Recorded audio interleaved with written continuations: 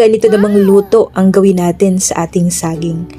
Mga kawaray, welcome kayo sa aking YouTube channel, ang Madiskarting Waray.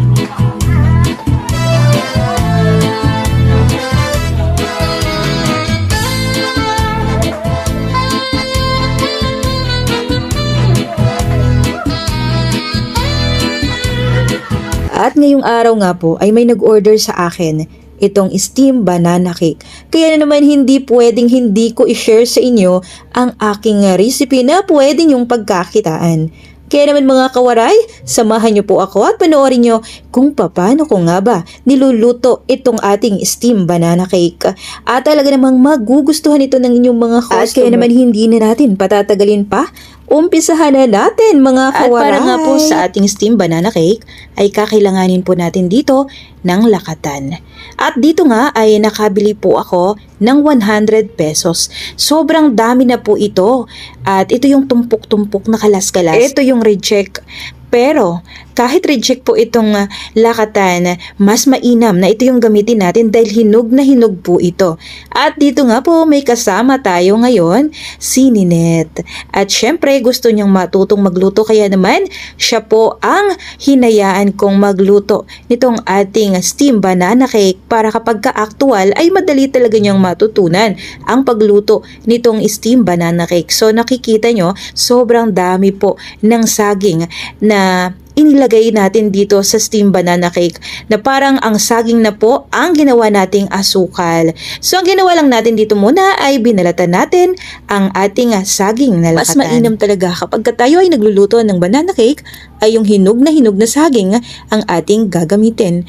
At mas maganda rin kung ang ating saging na gagamitin ay yung mura at hindi mahal dahil kapag ito'y hindi reject ay talaga namang mamumulubi ka sa saging dahil ito yung saging kasi na ito ay talaga namang mahal kapag hindi reject ang ating gagamitin. Napakaraming saging nga po ang ginamit natin dito. Mas mainam din kasi na marami ang saging para konting asukal na lang po ang ilalagay natin sa ating banana cake. At dito nga po ay dinurog na po natin ito gamit ang ating tinidor.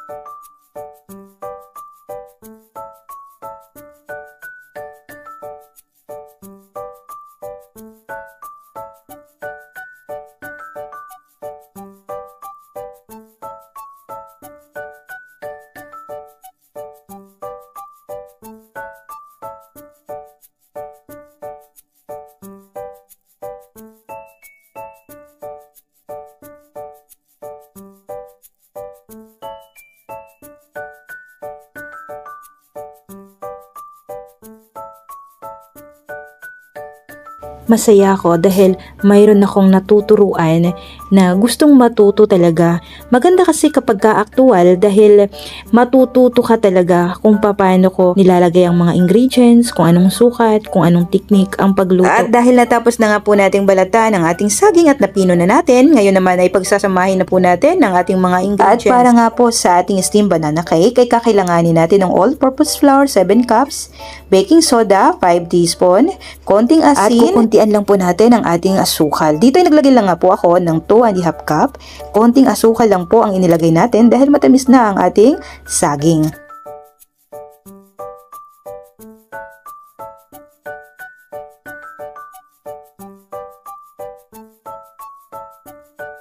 At isusunod na nga po nating ilagay ang ating Alaska Evaporated Milk, 2 can 370 ml. Depende sa inyo kung anong brand ang gusto nyong gamitin. Pero para sa akin, Alaska Evap ang ating ginagamit dahil sobrang creamy po kapag maluto na ang ating banana cake.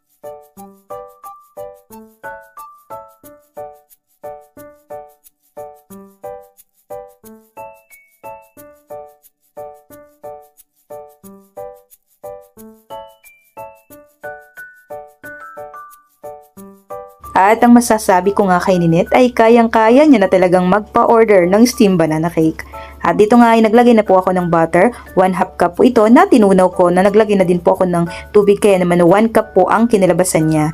At dito ay naglagay tayo ng 3 pirasong egg at ang sukat nito ay medium size po.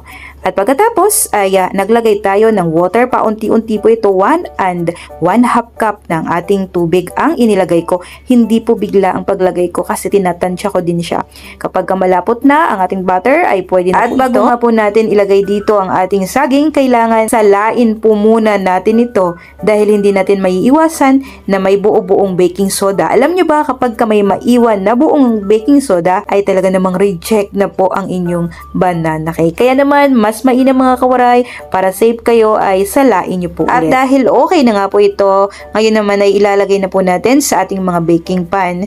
Dito ang size nito ay 8 and then gumamit din po ako ng size 9. So yan lang po, napakarami po nating nagawa. Ang nagawa natin dito ay dalawang size 8 at ang ating dalawang 9. So yan lang po, and then yung iba naman ay inilagay na po natin sa ating molder and then naglagay din po ako sa circle na tab. So ganyan lang mga kawaray, kung kayo ay wala kayong photo molder ay pwede kayong bumili ng microwavable tab, yung circle po, pwede po yun.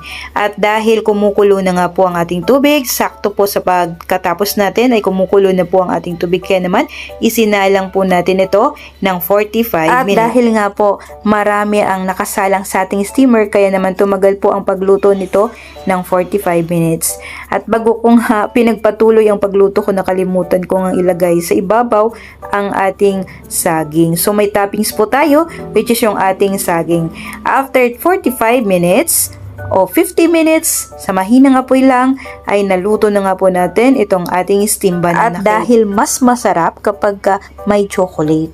Ito mga kawaray ay optional lang po ito kung maglalagay kayo ng dinurog na chocolate. Pero kung ayaw nyo naman at gusto nyo ng plain lang at saging lang ang nasa toppings, ay pwede po yun.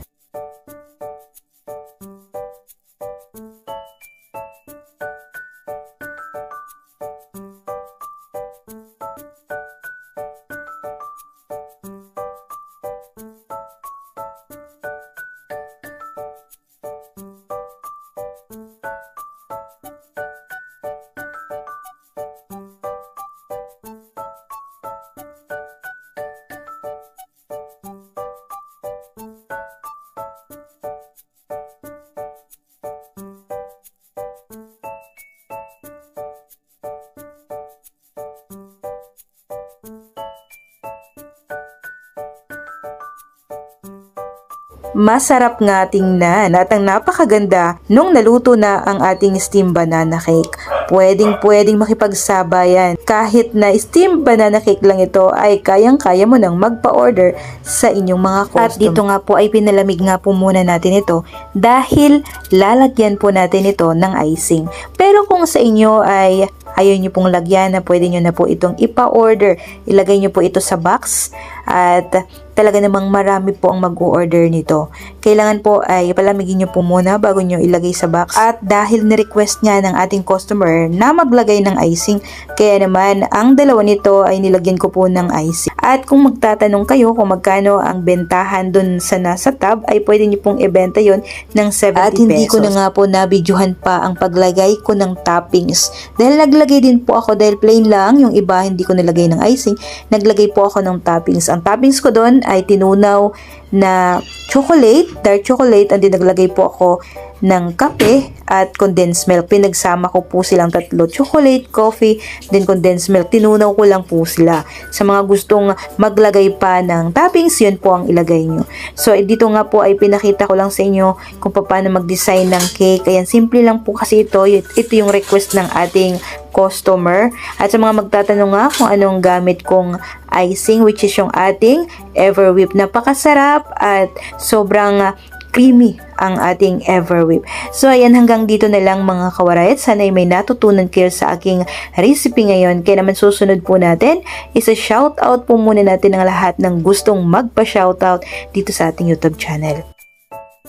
At unahin po muna nating i-shoutout si Ma'am Mary Chris Cabanillas. Ang sabi niya, magkano po ang benta nyo niyan, madam? Ami Guera, ang sabi niya, salamat. Thank you po sa panunood nyo sa akin. Supportan nyo sa aking YouTube channel. Thank you po sa inyo, Ma'am Mary Grace Cavanelas at kay Ma'am Miss Keras. Thank you sa inyo. At syempre, shoutout din po muna natin si Ma'am Delia Lacandaso. Shoutout po sa inyo. Baligyain nila ako, Uday, ang sabi niya. Eugene Ramada, ang sabi niya, salamat po. Ang ibig sabihin ng baligya is sa Tagalog, mga kawaray, ay bentahan ko na lang daw po si Ma'am Delia Lacandaso. Ayan, shoutout po sa inyo, Ma'am Delia Lacandaso, at kay Eugene Ramada. Shoutout po sa inyo kung kayo po ay nanonood sa akin ngayon. Shoutout po sa family nyo. Shoutout din po natin si Ninette Latoga. Ang sabi niya, ang sarap naman ng luto mo, madiscarding waray. Shoutout po natin si Josie Joe. God bless, thank you again. And again, kawaray, thank you po sa inyong walang sawang panonood at pag-comment nyo sa aking YouTube channel. Sobrang na-appreciate ko po na-appreciate ko po talaga yon. Thank you po sa inyo sa pagtambay nyo at hindi kayo pa rin nagsasawa sa aking boses at sa aking mga videos. Thank you sa inyong mga kawaray, lalong-lalo na po kay Ma'am Ninette Latuga at Josie Joe. Thank you po. Shoutout din po natin si Magdalena Cabato. Ang sabi niya, ang ganda naman ng recipe mo, ma'am. Thank you so much. Thank you din po sa inyo, Ma'am Magdalena Cabaso. Ma'am Mariet Lopez, shoutout po sa inyo. Wow, yummy naman po talaga yan, ma'am. Gusto ko yan. Thank you po sa walang sawang panonood nyo po sa aking YouTube channel. Shoutout po natin si Mariet Lopez. Ang sabi niya, wow, yummy naman po talaga yan, ma'am. Gusto ko po yan. Kay Ma'am Maria Luna Binoy. Shoutout po sa inyo. Wow, napakasarap naman yan, madam. Makakatry nga magluto niyan. Thank you po sa inyo. Shoutout ulit natin si Ma'am Maria Luna Binoy at kay Ma'am Marieta Lopez. Thank you po sa inyo. At syempre, hindi natin pahuhuling i-shout out si Ma'am Perla Velas. Ang sabi niya, so yummy. Thank you po sa inyo, ma'am. At sa walang sawang panonood nyo, kung kayo po ay matagal nang nanonood at hindi pa kayo nakasubscribe, please subscribe my YouTube channel, mga kawaray, para makuha na po natin ang silver button. Shoutout din po natin si Ma'am Lily Marmol. Wow, mukhang napakayami naman yan, Miss Jazz. Obileche Plan. Hi, Caitlin. Sipag naman. Good job for sharing, madiscarding waray. God bless. Shoutout din po natin si Arlen Donaldo, ang sabi niya, mega love shoutout, madiscarding waray. Lutuin ko ito, ma'am, ngayong October 30, birthday ng anak ko.